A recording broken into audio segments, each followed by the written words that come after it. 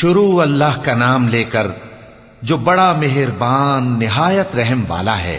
ایک طلب کرنے والے نے عذاب طلب کیا جو نازل ہو کر رہے گا، یعنی کافروں پر، اور کوئی اس کو ٹال نہ سکے گا، جو بلندیوں والے اللہ کی طرف سے نازل ہوگا، جس کی طرف روح القدس اور دوسرے فرشتے چڑھتے ہیں، اس روز نازل ہوگا جس کا طول 50,000 برس ہوگا۔ تو تم کافروں کی باتوں کو حوصلے کے ساتھ برداشت کرتے رہو۔ لوگ اس دن کو دور سمجھتے ہیں، جبکہ ہماری نظر میں وہ قریب ہے۔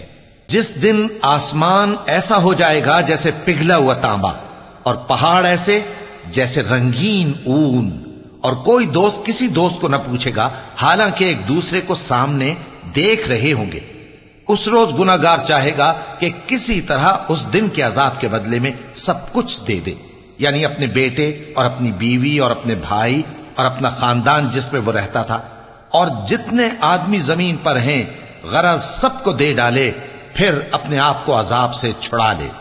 لیکن ایسا ہرگز نہیں ہوگا۔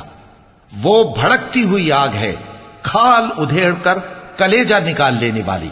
وہ ان لوگوں کو اپنی طرف بلائے گی جنہوں نے دین حق سے اعراض کیا اور منہ پھیر لیا، اور مال جمع کیا پھر سینت سینت کر رکھا۔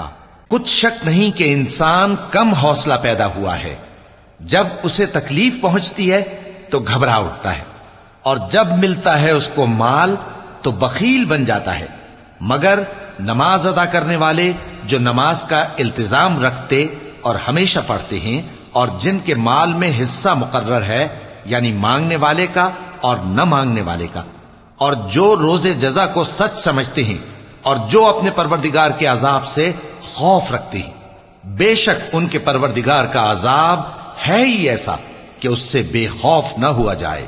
اور جو اپنی شرمگاہوں کی حفاظت کرتے ہیں مگر اپنی بیویوں یا باندیوں سے کہ ان کے پاس جانے میں انہیں کچھ ملامت نہیں، اور جو لوگ ان کے سوا اور طریقے ڈھونڈیں تو وہ حد سے نکل جانے والے ہیں، اور جو اپنی امانتوں اور اپنے عہد و پیمان کا پاس کرتے ہیں، اور جو اپنی گواہیوں پر قائم رہتے ہیں، اور جو اپنی نماز کی پابندی کرتے ہیں، یہی لوگ جنتوں میں عزت و اکرام سے ہوں گے۔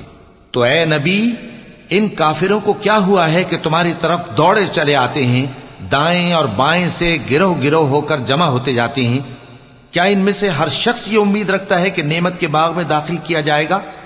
ہرگز نہیں۔ ہم نے ان کو اس چیز سے پیدا کیا ہے جسے یہ جانتے ہیں۔